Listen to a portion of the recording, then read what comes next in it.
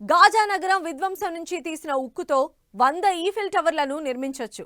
ఇది ఒక పర్యావరణ ప్రేమికుడి ఆవేదన. ఇజ్రాయెల్, పాలస్తీనా, రష్యా, యుక్రెయిన్ మధ్య వార్ వందల కిలోమీటర్ల భూమిని బూడిద చేసింది. ఎంతో విలువైన అటవీ సంపద, వన్యప్రాణులు మాడి మసైపోయాయి. ఇది ఒక జంతు ప్రేమికుడు, ప్రకృతి ఆరాధకుడి ఆక్రందన. యుద్ధం రెండు దేశాల మధ్య జరిగే పోరాటమే కావచ్చు, కానీ దాని పర్యవసానాలు మాత్రం 4 భవిష్యత్ తరాల్లో నింపే విషాదమని నిపుణులు హెచ్చరిస్తూనే ఉన్నారు. కానీ ప్రపంచంలోని యుద్ధాలన్నీ వినాశనకాలే. విపరీత బుద్ధి అన్నట్టుగా తీవ్రమైన విధ్వంసం వైపే అడుగులు వేస్తున్నాయేమోనన్న భయాందోళనలు కలుగుతున్నాయి. యుద్ధంతో పర్యావరణానికి పెనుశాపం, సామాజిక వినాశనం. హ్యూమన్ లైఫ్ సైకిల్ గతి తప్పడం ఖాయమా? చమురు వృథా, వ్యవస్థలు సర్వనాశనం, అభివృద్ధి వెనక్కి. అడవులు, పచ్చదనంపై దుష్ప్రభావం. మళ్లీ కోలుకోవడానికి దశాబ్దాలు పట్టే అవకాశం. యుద్ధం అనేది ఇద్దరు వ్యక్తుల మధ్యో, రెండు దేశాల మధ్యో జరిగే పోరాటం మాత్రమే కాదు. అది ప్రకృతిపైన, మన సమాజంపైన మనమే చేసుకుంటున్న కోలుకోలేని అమానుష దాడి.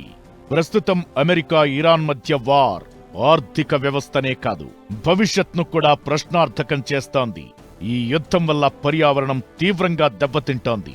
మిడిల్ ఈస్ట్లో చమురు బావులపై దాడులు జరిగితే అవి వారాల తరబడి మండుతూనే ఉన్నాయి. దీనివల్ల వెలువడే భారీ స్థాయి కార్బన్ డయాక్సైడ్, సల్ఫర్ డయాక్సైడ్ వంటి విషవాయువులు చుట్టుపక్కల ప్రాంతాలను కలుషితం చేస్తున్నాయి. దీని కారణంగా అక్కడి ప్రజలు రకరకాల ఆరోగ్య సమస్యలను ఎదుర్కోవాల్సి వస్తోంది. ముఖ్యంగా ఊపిరితిత్తులు, శ్వాసకోశ సంబంధిత జబ్బులతో బాధపడే పరిస్థితులు వచ్చాయి. బాంబు దాడులు, డ్రోన్ అటాక్స్, క్షిపణులను ఇరు దేశాలు పరస్పర దాడుల్లో వినియోగిస్తున్నాయి. వీటి వల్ల ప్రాణ నష్టం, ఆస్తి నష్టం, ప్రజలు గాయాల పాలవడం ఒకవైపు, శబ్ద కాలుష్యంతో పాటు వాయు కాలుష్యం తీవ్రమవుతోందన్నది మరోవైపు స్పష్టంగా కనిపిస్తున్న నిజం. కొన్ని కిలోమీటర్ల మేర దట్టమైన విషపూరిత పొగ మేఘాలు కమ్ముకుంటున్నాయి.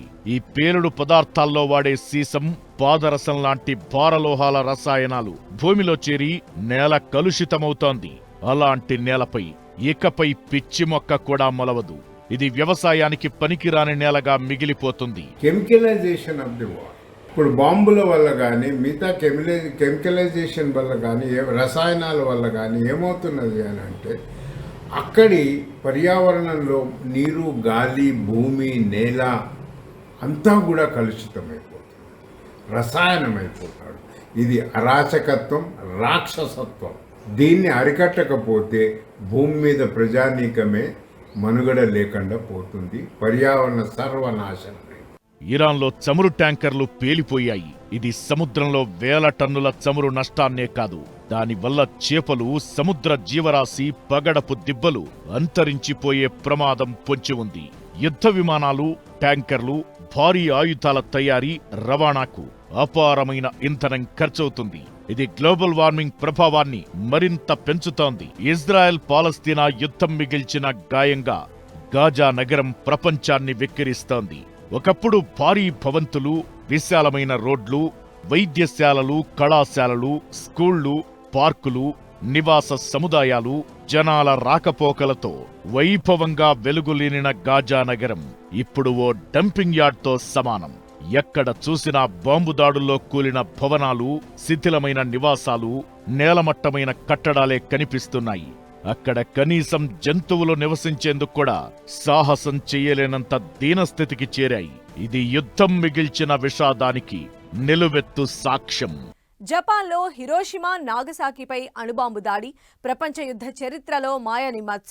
ఇప్పుడు అమెరికా, ఇరాన్ అణువాయుధాలను సర్వనాశనం చేసేందుకే వారు చేస్తున్నామంటోంది. కానీ ఈ యుద్ధం చూపుతున్న ప్రభావం కూడా ఒక అణువాయుధ దాడితో సమానమే. అణుబాంబు ఒక్కసారిగా భూమిని కబళిస్తుంది, కానీ యుద్ధం చిన్నగా మొదలై భీకరంగా మారి హ్యూమన్ లైఫ్ సైకిల్ను పూర్తిగా దెబ్బతీస్తుంది.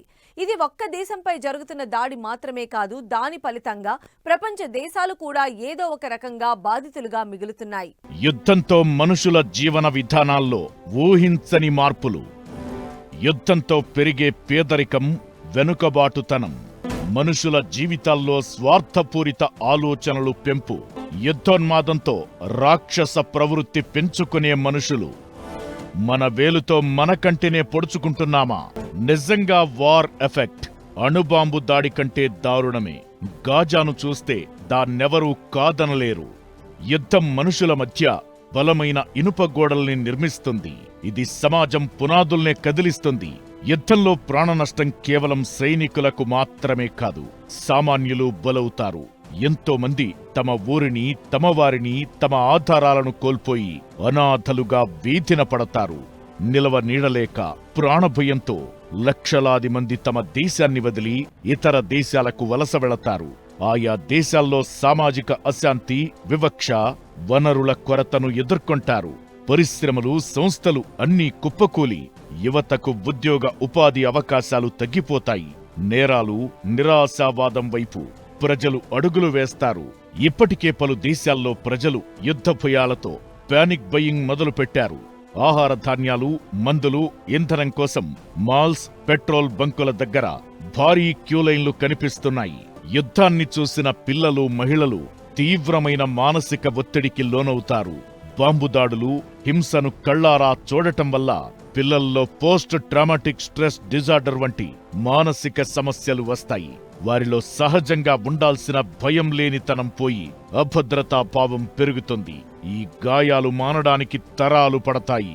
మన అనే భావన నుంచి కేవలం నేను, నా అనే భావన పెరుగుతుంది. నైతిక విలువలు పతనమై స్వార్థ ఆలోచనలు అల్లుకుంటాయి. ఇవి బాల్యం నుంచి పెరిగి పెద్దవుతాయి. అశాంతితో భావితరాల అభివృద్ధిని దశాబ్దాల వెనక్కి నెట్టేస్తాయి.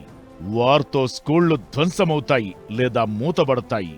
ఇది ఒక తరం మొత్తాన్ని చదువుకు దూరం చేస్తుంది. హిరోషిమా, నాగసాకి అణుబాంబు దాడులకు అక్కడి నగరాలు తుడిచిపెట్టుకుపోయాయి. దేశానికి వెన్నెముక లాంటి యువకులు బలయ్యారు. దాంతో సమాజంలో లింగ నిష్పత్తి దెబ్బతింది. ఇప్పటికీ జపాన్లో వృద్ధుల జనాభానే అధికం. పైగా మానవ జీవితంలో కుటుంబ వ్యవస్థ కీలకం. యుద్ధం ఈ సిస్టంను పూర్తిగా ధ్వంసం చేస్తుంది. వలసలతో తరాలకు తరాలు మూలాలు లేకుండా బతికే దుర్భర వివక్షపూరిత జీవితం నరకంతో సమానం. అందుకే యుద్ధం మానవ జీవన చక్రమనే సహజ గమనాన్ని పూర్తిగా చిన్నాభిన్నం చేసే వినాశకర శక్తిగా మారుతుందనడంలో ఏమాత్రం సందేహం అవసరం లేదు.